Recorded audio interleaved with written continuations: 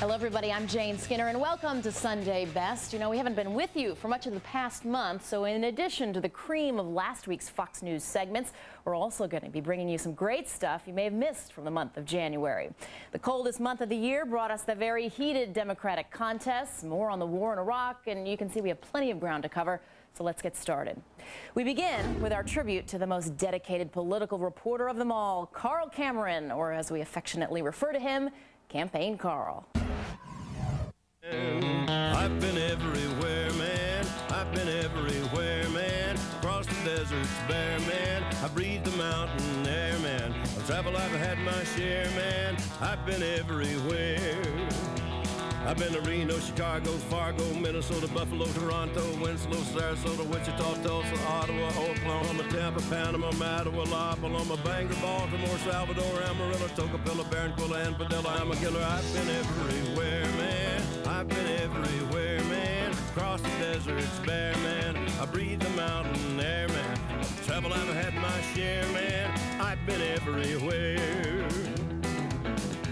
I've been to Boston, Charleston, Dayton, Louisiana, Washington, Houston, Kingston, Texarkana, Monterey, Faraday, Santa Fe, Tallapoosa, Glen Rock, Black Rock, Little Rock, Oskaloosa, Tennessee, Chicopee, Spirit Lake, Grand Lake, Devil's Lake, Crater Lake, Beach Lake. I've been everywhere, man. I've been everywhere, man. Across the deserts bare, man. I breathe the mountain air, man. Of travel I've had my share, man. I've been everywhere. I've been everywhere. Good job, Carl, and good job, Tim Adams, for putting that together for us.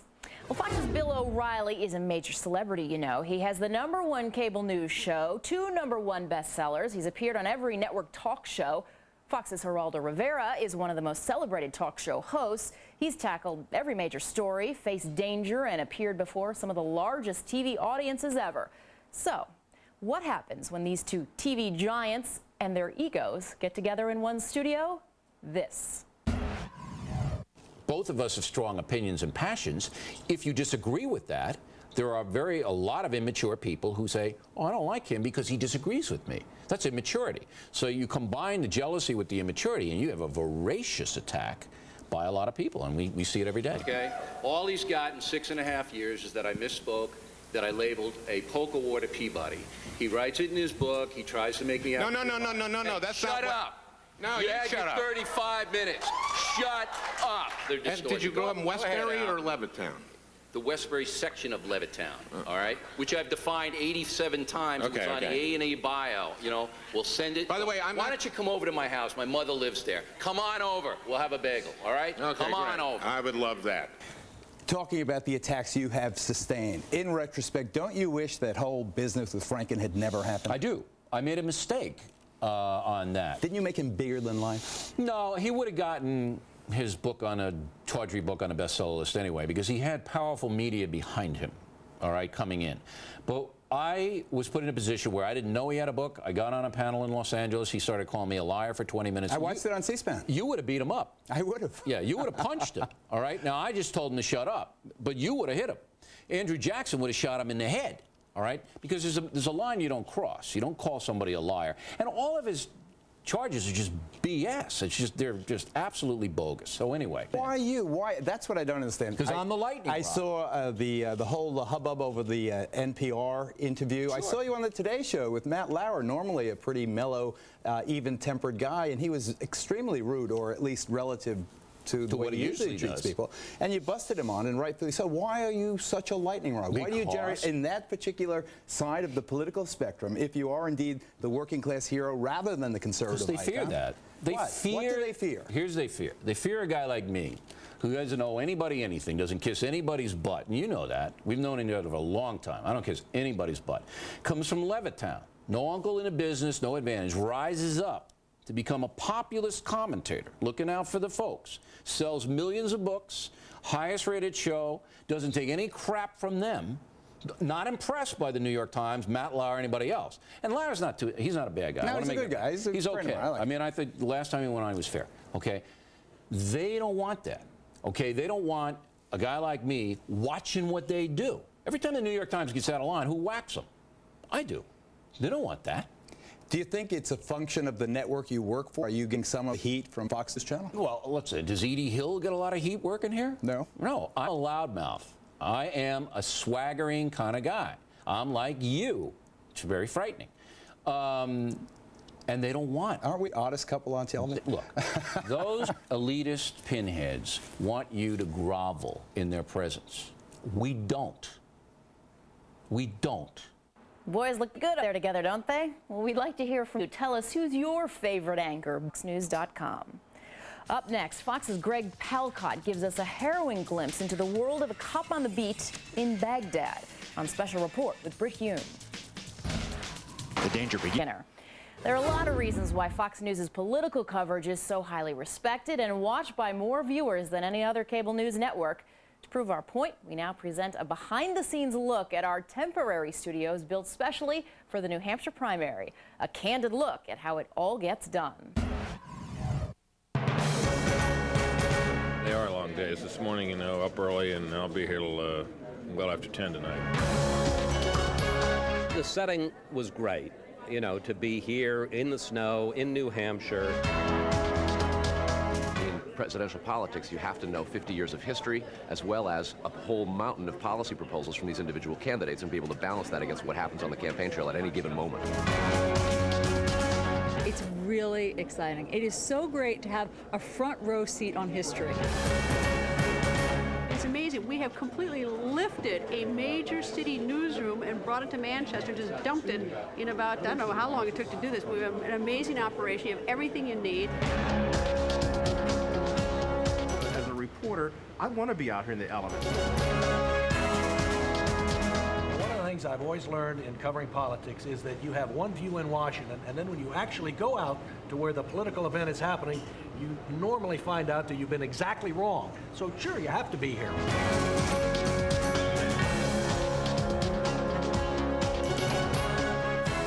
Probably starting a year ago, a little more than a year ago, came up to Manchester, looked at mill yards, looked at office spaces, looked at buildings, colleges, a lot of places, and tried to find a spot that was ideal for workspace and also a place to broadcast from. Last night I got into my hotel around 2:30 in the morning, spent about 45 minutes on the net filing various different stories from the afternoon. This morning out to a couple of breakfasts. We'll be going till about midnight tonight. We'll have to drive back to the hotel. That'll get us in around 2:30, and then tomorrow morning probably out when the polls open at 6. The hardest thing about doing makeup, especially on location, is we're kind of makeshift in our setups, and a lot of times we're doing people on the fly. Everybody hears the story about the Nixon debate. It's a very famous, you know, debate with Kennedy that Nixon refused makeup, and a lot of people think, you know, that he lost the debate, at least on television, because of the fact that he looked bad.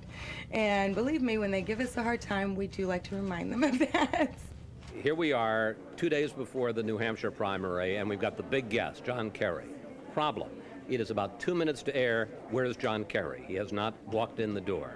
So literally, as we're getting the rundown to go on the air, Kerry walks in, looks completely disheveled, quite frantic, gets into the chair, and while I'm sitting there saying, good morning from New Hampshire, welcome, we're going to have Senator Kerry in a moment, and thank God we had a Carl Cameron report. He's got makeup being put on, he's got an earplug being put in his ear, and they're getting him together while we're doing something else. So we were multitasking on Fox News Sunday.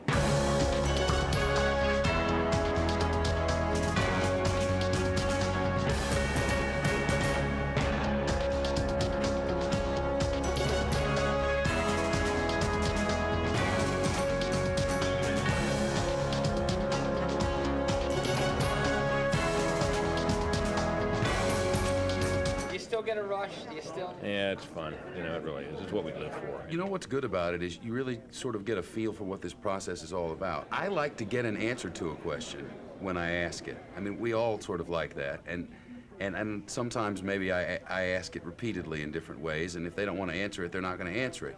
But if nothing else, the viewer, at least from that, gets a sense of the questions to which they don't have answers. To ask a question with no follow-up is just really sort of dumb, isn't it?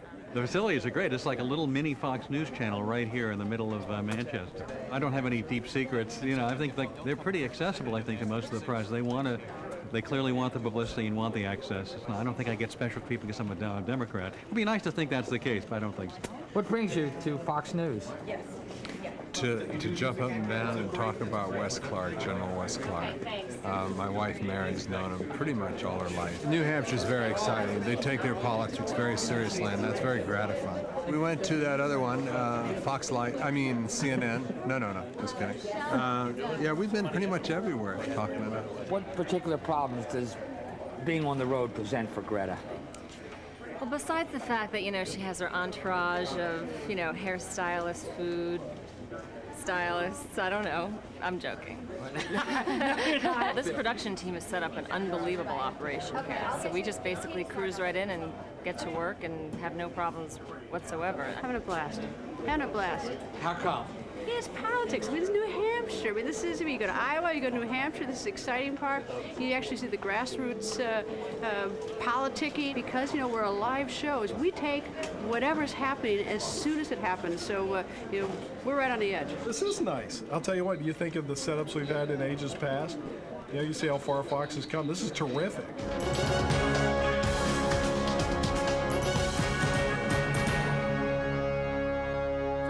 The hardest working team in news? You decide.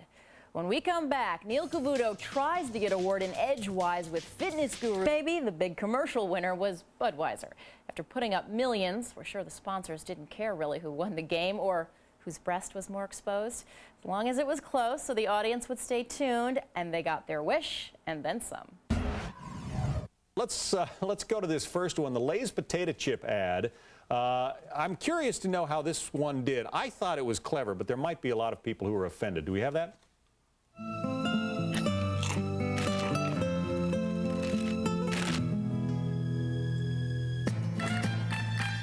All right, so the guy drops, starts this competition between the old folks. That's right on the knife's edge of taste. Yeah, absolutely. I think it crosses over the knife's edge, as a matter of fact. We actually thought this spot might offend some people, but it turns out the spot that actually offended people at our ad meter poll was the Chevy spot, where the kids seemed to curse and get their mouths washed out by soap. Here's one of the weird ones of the game, the Sierra Mist ad. This one ran fairly early, I think. Everybody knows what I'm talking about. They're missing one of their bagpipers, and where do they find him? Where's Wallace? On top of the grate. That's right. Where's Wallace? Where's It made me a little uncomfortable, but I don't know. Maybe I'm just weird. Okay, there's the tank of, I guess, nitrogen that's supposed to be cooling this guy off. Well, it's supposed to indicate that Sierra Mist is shockingly refreshing, but I think it was just shocking. It's fitting that Homer Simpson was on this game because in many ways it was the Homer Simpson Bowl, lewd and crude. Did it register? Does it do the job? I think some of these spots do the job if they're on strategy with the product, but if they're just trying to shock for shock's sake, they don't work. Homer was great. There's no better endorser than a cartoon. How'd this one rate with your audience? It sort of finished in the middle pack. We expected it to rate much higher, but again, you never know with consumers. That's why they play the game. And the all-time champion, at least when it comes to yesterday's Super Bowl, here it is, your favorite ad, according to the viewers of USA Today. Hey, nice dog. Yeah, this is Piper. You're a bred border collie. Watch this. Piper, fetch. Good boy, Piper. You're such a smart dog. So, what can your dog do? Fergus, Bud Light. Bad dog. Fresh, smooth, real Bud Light. It's all here. I can see it. That was our #1 spot. Think I hear the sound of money. Last month, super country star Hank Williams Jr.